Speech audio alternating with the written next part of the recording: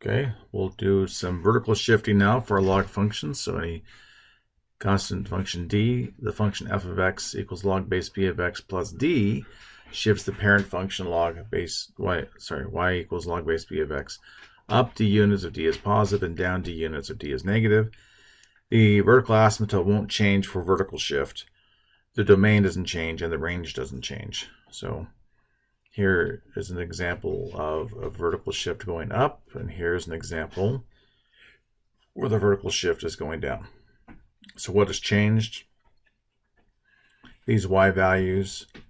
So now we're going to be at b to the negative d comma 0, b to the d 1 minus d comma 1, and over here we're at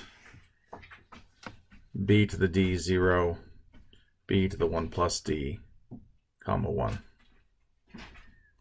Okay, so how to graph logarithmic function of the form f of x equals log base b of x plus d.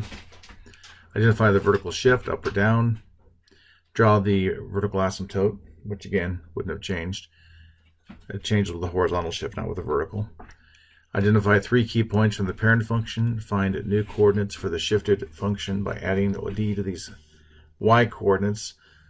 Then you can label the points, and then your domain and range aren't changing, neither is the asymptote. So for example 5, sketch the graph of f of x equals log base 3 of x minus 2. This time it's a minus 2 outside the parentheses, so it's a vertical shift. So we'll go ahead and graph the parent function first. Change that to a blue, change this back to a red, and our asymptote is still this x equals 0, which is actually going to work for both of them. Then if you remember our first one, it went through 1, 0, because 3 to the 0 is 1. It went through 3, 1, and we had 1/3 negative 1. So this was our original function.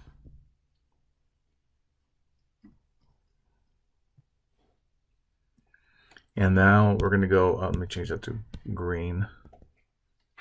We're going to go up by, no, down by 2 units.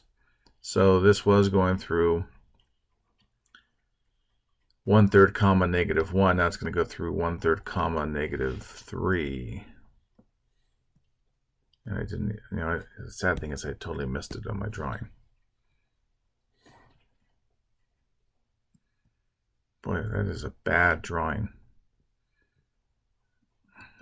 Okay, that is just not a great drawing.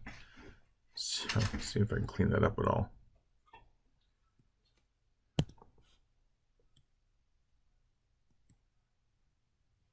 Okay, and then the other one, 1/3 is probably more like right there.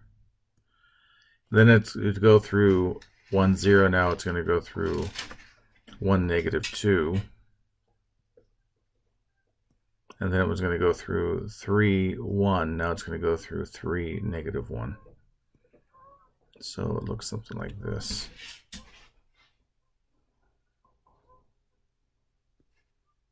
And I probably should have this more like that. I erase it and lose the whole thing. Yep. It's funny how different erasing, different programs. One I use in the classroom erases the part you touch. This one erases everything that was part of that line in that continuous drawing. So there you go. There's our graph. And it shifted down.